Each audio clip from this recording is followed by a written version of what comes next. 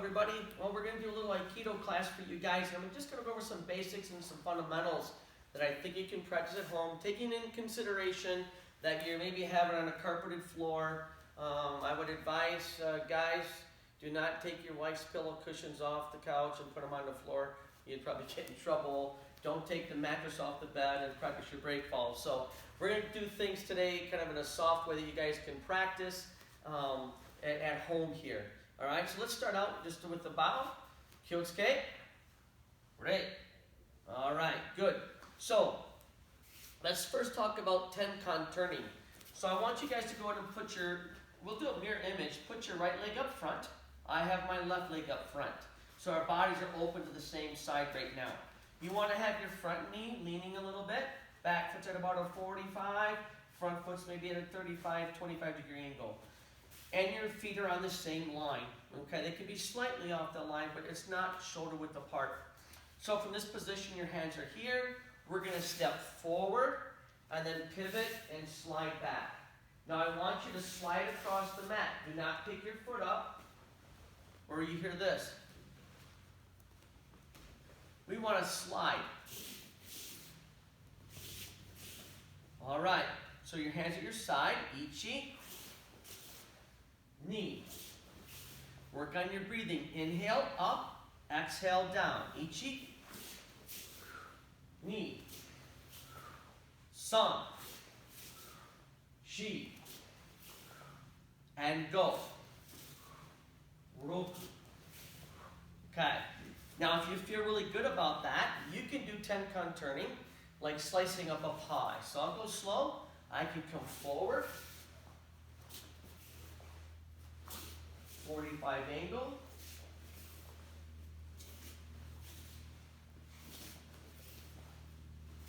I can do a drastic turn. Just always working on keeping the center. And just have some fun with that. And work on your technique. Okay? Falling practice. Now let's work on this and talk about that for a second. And we could start, again, I'm going to consider that you're in your living room right now. You're just going to fold one foot here, then the one on top. Always keep your chin down, and you want to be round. Lean forward a little bit and get round. We're just going to rock, switch your feet, and come up on the other side. Just like we're sitting relaxing. Chin is down. We want to have this rocking motion. Okay? If your head's back, that's first it's going to hit the floor. Chin is up, like you're holding on to something. Use your leg when you switch it to pull yourself up. Use that momentum to kick you back up. All right? So I'm just going to kind of come in here. Give yourself a hug. Let's do maybe 5 or 6. Ichi.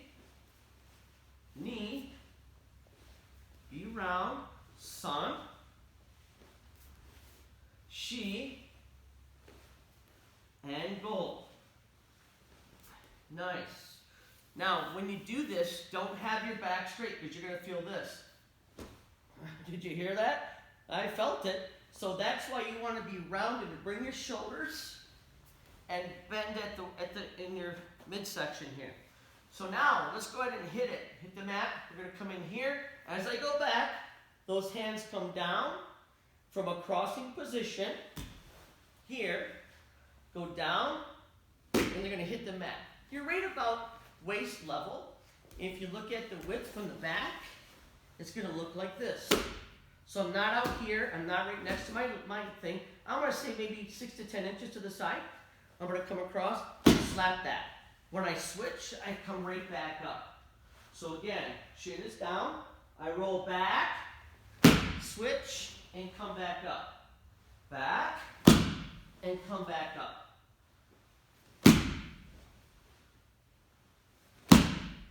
Good. And a little bit from an angle. Here, chin, be round, ichi, knee. Now, you don't have to hit it hard. I can come back, ichi, knee, san. So remember, what you're really doing here is just working on the movement and the technique. You don't have to be hitting the floor hard if it's not possible for you to do that. Okay, let's look at the side fall for a second. The side fall is very common when you're getting thrown techniques. You end up in this position here. Now, you don't want to have your knees together or your ankles, right? And you don't want your top leg to be coming over to the other side, the opposite. Keep it behind you. So it's going to look like this. Some people teach to have that leg out straight, but I know people that have actually broken bones in their ankles when they're coming up high and falling fast and hard, and they do this. You want to bend it in a little bit so your body kind of condenses and can absorb it better. So we want to be in this position. Also, if you look from the side, from the back, my back is not touching. I'm on my right side. When I go to the left side, I'm all the way over on my left side. My back is not touching the floor at all. Again, my head's off the floor, chin is tucked in. I'm going to bring this hand about the same spot as when I did my back fall. Same position as the side fall. You can be a little bit further, depends on the fall. If I'm getting a lot of momentum, I might put that hand out a little bit further. Okay? But keep it away from your body. Never land like this.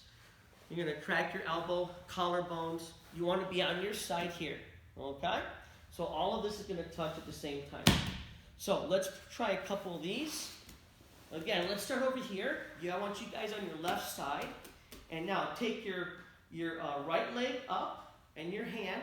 Same time, move it and just roll to the other side. Now if you do this, bring it on back over. Okay?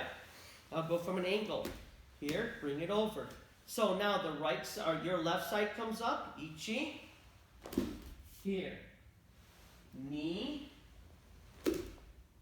San. Okay? Now let's do it facing you. So your feet are to me. My feet are facing you. We're going to look to the same side. Let's do 6 of these. Ichi. Ni. San. Shi. Use that leg to throw you up. Go. Nice. So, it's great for ab work too. You guys can actually do like 20, 30, 50 of those if you want. And like I said earlier, we're not hitting the mat hard. We're not getting thrown hard or fast. So it's not really necessary. We want to work on the technique of falling. Okay?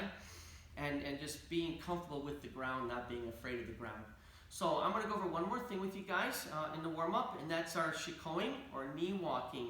That's something that people will struggle with the most, so I'm going to teach you guys this and see if it'll help some of you. When I do this, I come up on the balls of my feet. I don't always sit flat in my seiza. Once I start moving in shiko, I'm going to come up on the balls of those feet here. Okay? Now, the position is going to be here. Some people are up really high. Well, then you come down and you really hit that mat hard on the floor. So, what we want to do is I sit on my back foot. So if you're looking from here, I'm sitting on my back heel and I'm lower to the ground. From this position, left side's forward, I'm here. Now, as I go to move forward, I shift my weight to the front knee. Then I'm going to shift, and this back leg's going to bring me up. I need some momentum to pivot and come in this position. And I sit. But if you notice, my feet are shackled together, and they're very close, and I can rest on that heel. Again, I don't come all the way up. Okay? Makes me a lot more mobile and able to move. So from this position, if I'm here, look at how I can quickly shift my position from a front to a rear attacker. If I'm all the way committed up here, I can actually do this, and it just takes too long. All right? So if I'm in randori from seiza, from kneeling, I can just shift my weight. Shift, ichi, ni, ichi. Okay? Moving forward, I'm going to come towards you, put that knee down, bring this leg up strong, and let it pivot here.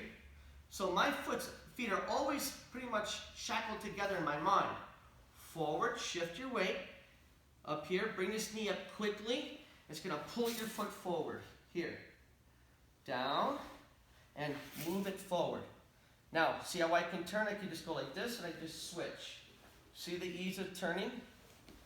just like that.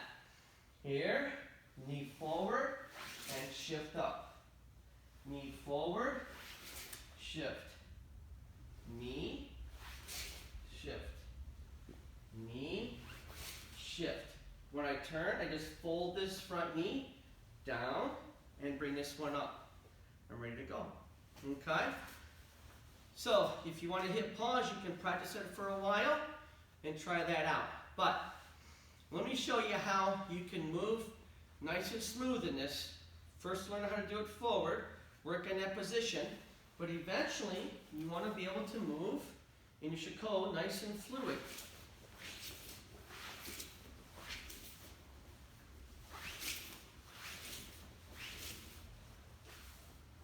I can go backwards. Same thing. If you look at those feet, it's all of my hips and forward to the back. Do you see I'm just basically transferring the weight? I don't have to make a lot of movements. So now I'm going to kind of freestyle it, going forward and back one time. This is something that you guys want to eventually work on performing for your randori, like when you're in Swadiwaza, your kneeling positions.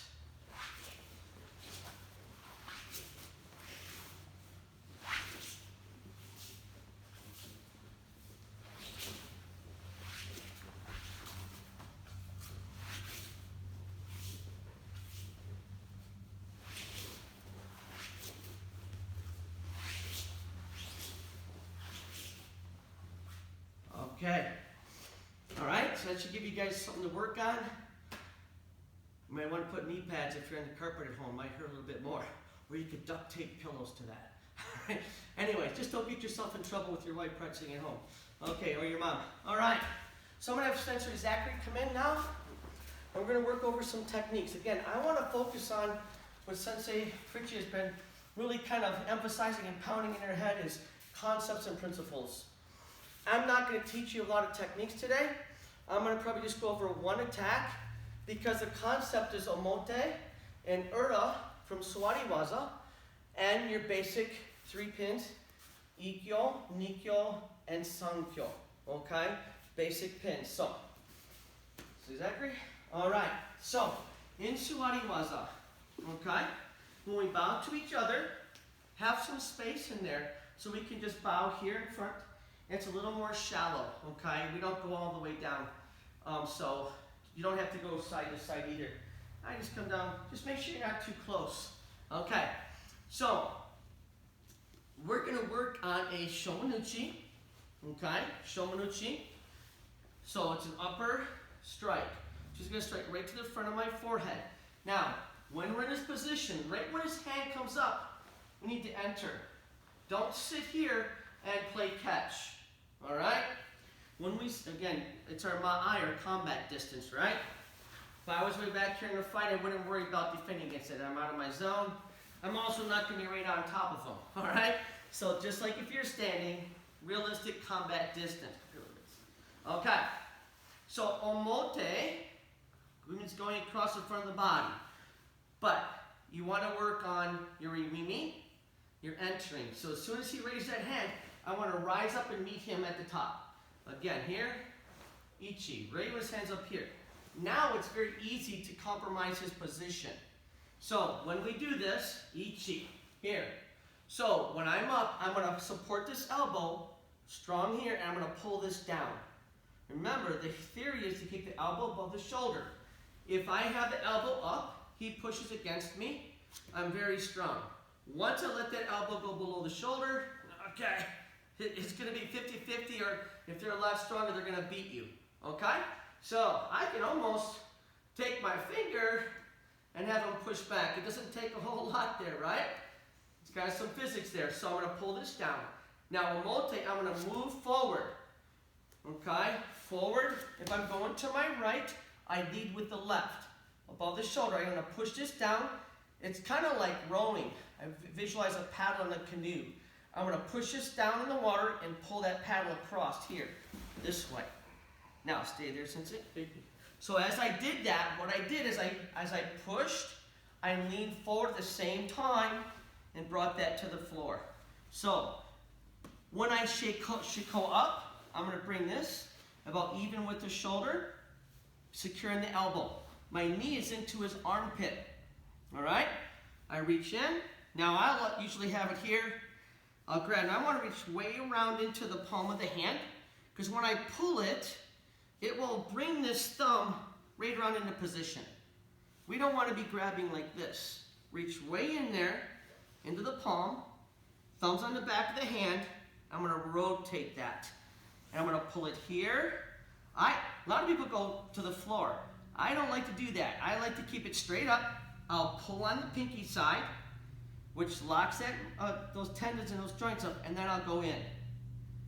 If you notice, watch his hand over here. Once I'll start to get compliance right here. See this hand go up? I haven't even started to go in yet. Now I go in. Takes very little pressure to do that. Okay?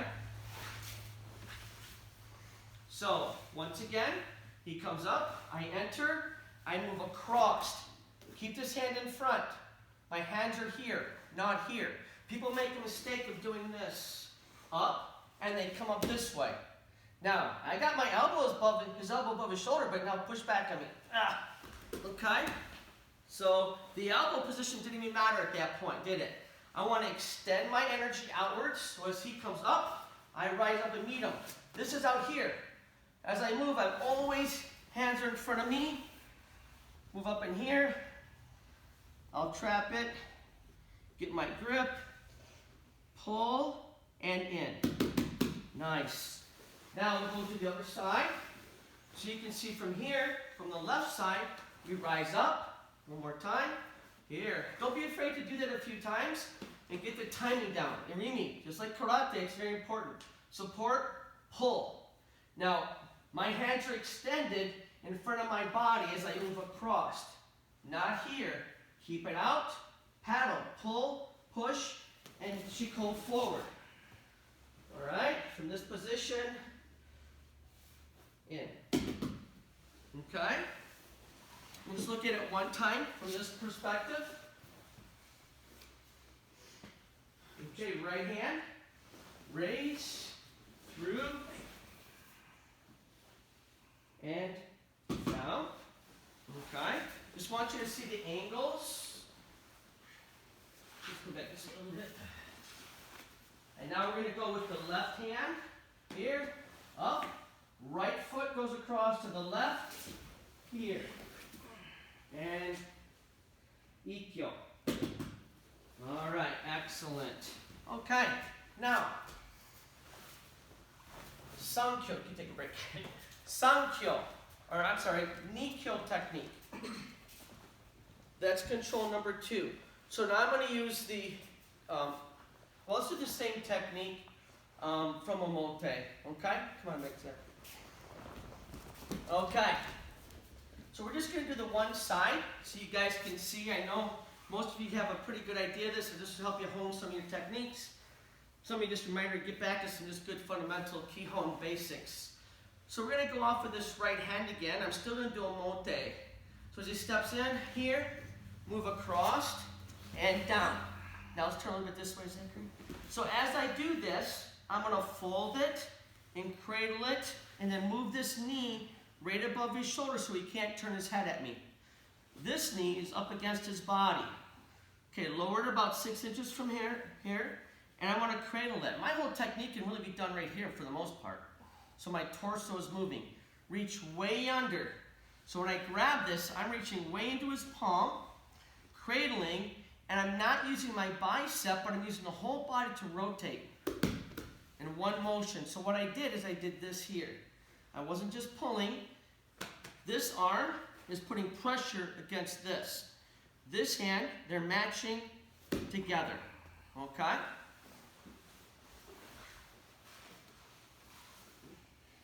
Okay, same side one more time. He's going to tap, move, and down. I fold it, and then as I fold it, I move around to position square off to his body. Okay? Now, I have it bent in here. I reach in, and I rotate. Try to get in close. Spread those knees apart so his elbows braced, buffered on your body here, and rotate there. Okay? Now, Sankyo. Put them down there one time. So basically it's the same technique. You had Ikkyo, Nikkyo. Now Sankyo comes right out of Nikkyo. So from here, when we're in this position, I'm going to grab in just like Nikkyo, but I'm going to sit up straight. I'm going to put it right on my chest. So his palm, I'm going to put it right on my IBR logo, just like that. Okay, I want him to feel my heartbeat here. This is now going to bring this in, and I use my whole body to buffer this. There's no space in there.